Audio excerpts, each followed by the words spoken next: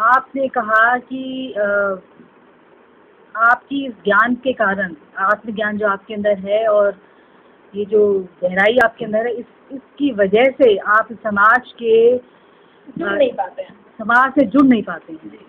तो इस समाज में जो दिखावा है, जो झूठा है, जो आडंबर है, वो अच्छा नहीं लगता। तो इससे कोई आपको अपनी जाती जिंदगी में कोई दुख महसूस होता है कि आप ये होता है कि लोग इस और क्यों जा रहे हैं, सच्चाई को क्यों नहीं समझते।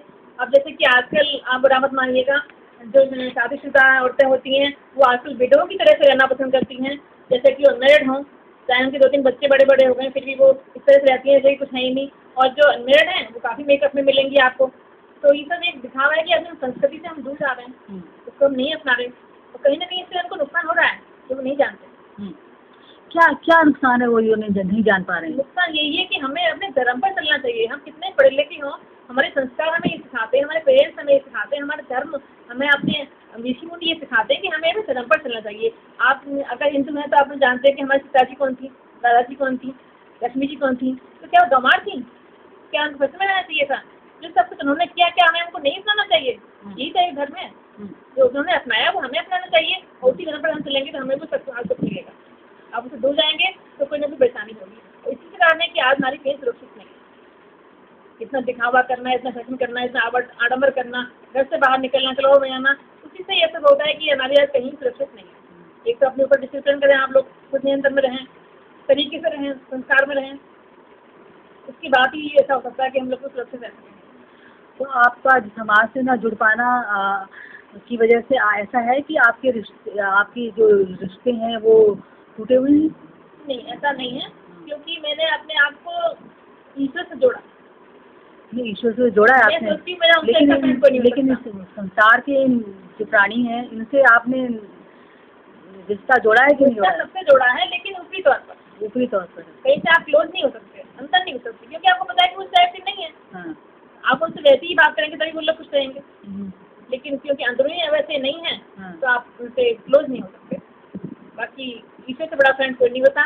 मैं तो अपने भगवान भी अपना फ्रेंड मानती हूँ और उनसे जुड़ी रहना चाहती हूँ, और मुझे उनमें बहुत विश्वास, अंधविश्वास करती हूँ मैं भगवान पर, और वही सत्य है।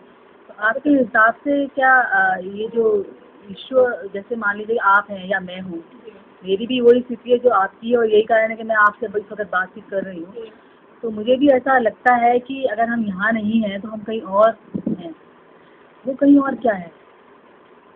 कहीं और है मतलब मैं समझी नहीं आपकी बात। मतलब ये अगर संसार नहीं है तो इस संसार के अलावा और क्या है बड़ी चीज़, हायर चीज़, ऊंचाई, जिसमें शायद आप पहुँचे या मैं पहुँचूँ या हम जैसे और लोग के अलावा कुछ भी सत्य नहीं है।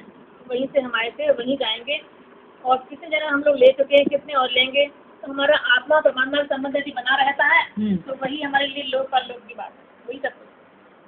तो ये जो ईश्वर, वहीं से ज्ञान मिलेगा, वहीं से हमें आसक्ति मिलती है। ईश्वर सत्य है, ईश्वर ही सत्य है, इसकी धारणा, ये धारणा है या मान्यता है? मान्यता नहीं है, ये सत्य है, हकीकत है। आपने ये आभास करना, मतलब महसूस करने की बात। आपने ऐसा क्या महसूस किया कि आज आप इतने दावे के साथ कह रही हैं? मैंने बहुत कुछ महसूस किया है, मैं इतना कुछ लोगों को बताना नहीं चाहती। मैंने बचपन से आज तक बहुत महसूस किया है, इसलिए मैं बहुत विश्वास करती हूँ भगवान पर, क्योंकि एक वही है जो सत्य है, वही सब कुछ कर सकता है, और सब दिखावा है। तो बचपन से ही आपकी सहेलियाँ वगैरह नहीं थी, आप जुड़ी हुई नहीं थी? हमारे थी, वो भी मानती थी मुझे, और लोगों को पता था कि ये आस्थावादी है और भगवान को विश्वास करती है, तो वो लोग भी मेरा रेस्पेक्ट करती थी। तो किस तरह के कुछ ऐसे एक्सपीरियंस एक दो बताएं जो मतलब जो खास हों, जो जिसने आपके अंदर इस तरह की आस्था पैदा करी है और आपको अलग तरीके का। हाँ। जब एक छोटा बच्चा कुछ नहीं समझता, मैं 8 साल की उम्र से भगवान कृष्ण को जानने लगी थी, तब से मेरी उनकी एक आत्मिक, मेरा उनसे प्यार है, एक लगाव है। मैं उनको अपने एक सखा के रूप में उनको मानती हूँ, और मुझे जब भी कोई परेशानी हुई है, मैंने जो सोचा या मैंने जो मांगा उन्होंने मुझे सब कुछ दिया। वो मेरे साथ है, मुझे ऐसा आभास रहता है। आपने क्या मांगा?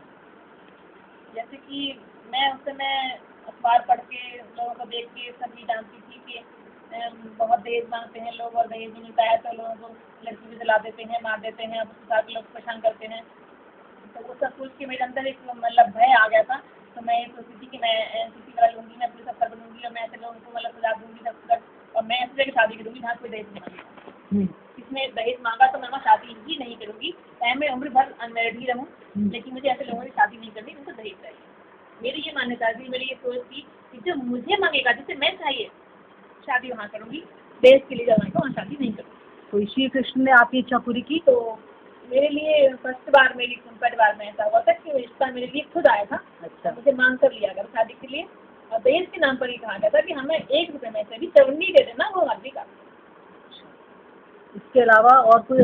दूसरा ये था कि मैं भगवान कृष्ण को बहुत दिल से मानती थी, तो मैंने सोचा कि मेरा पहला बच्चा बेटा ही होना चाहिए, और कुछ जन्माष्टमी के दिन ही होना चाहिए, और वो बृहस्पतिवार के दिन ही होना चाहिए, मैं ऐसा सोच रही थी। और भगवान की कृपा से मेरा बेटा पहला बेटा ही हुआ, और जन्माष्टमी के दिन ही हुआ, बृहस्पति के दिन ही हुआ।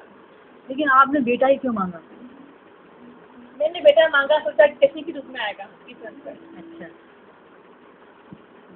ऐसा तो नहीं सोचा कि बेटी बोझ होती बेटी है? मुझे बहुत प्यारी होती है, लेकिन जब उनको पसंद किया जाता है तो लगता है कि बेटी ना हो तो अच्छा है, पता नहीं वो लोग उनको पसंद करेंगे तो लड़की दुखी रहेगी तो हम भी दुखी रहेंगे।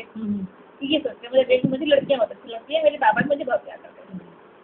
आपको कभी कभी ऐसा लगता है कि जो लड़कियां मांगते हैं ये लड़के तो माँ बाप को छोड़कर चले जाते हैं और अंत में माँ बाप अकेले रह जाते हैं? ये दोनों पर डिपेंड करता है। जैसे कि आजकल लड़के छोड़कर जाते हैं, उसका कोई रीज़न होता है, जैसे कि शादी होने के बाद बहुएं आती है घर में, तो दोनों की पीढ़ी में बहुत डिफरेंस होता है, 20 साल का फर्क होता है। तो माता पिता जो हो जाते हैं, बुजुर्ग हो जाते हैं, वो उस हिसाब से चेंज नहीं होते, वो नई पीढ़ी होती है वो एडजस्ट नहीं कर पाती। तो यदि वो भी थोड़ा सा एडजस्ट करें और वो भी उनके साथ थोड़ा मिक्स हो जाए, ये बहू को बेटी ही समझे, अपना ही खून अपना ही बच्चा समझे, तो ये प्रॉब्लम नहीं आएगी। तो प्रॉब्लम नहीं आएगी तो बच्चे उनके छोड़कर भी नहीं जाएंगे, ये मेरा मानना है।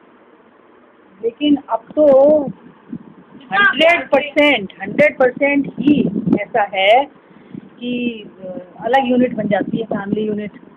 तो बताइए। मैंने ऐसा देखा है, आप अपने बेटे से अधिक अगर आप बहू को प्यार करती हैं तो कभी आपको छोड़कर नहीं जाएगी। नहीं, आप कितना भी प्यार कर लें लेकिन वो आपके साथ रहना ही नहीं चाहते। आप जब उन्हें खुली छूट देंगे तो बंदिश ही नहीं करेंगे, तो प्रॉब्लम ही इनको नहीं होगी, तो वो नहीं जाना चाहिए। आप ऐसा करके देखिएगा कि चाहे आप वो रहना ही परिवार में मेरी भतीजी है, वो जॉइंट फैमिली में रहती है और साथ साथ बहुत अच्छी से उसकी बनती है, और अक्सर वो लोग उसके साथ रहते हैं और उनके साथ बहुत खुश रहते हैं।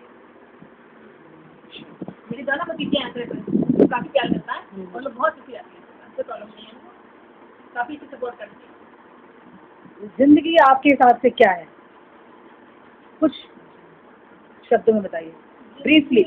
तो मेरे हिसाब से तो कुछ नहीं है, हम अपने अपने कर्मों का फल भोगने के लिए आते हैं पृथ्वी पर। जो कर्म हमने किए थे इसलिए बुरे, उनको भोगने के लिए हम बार बार जन्म लेते हैं और पृथ्वी पर आते हैं।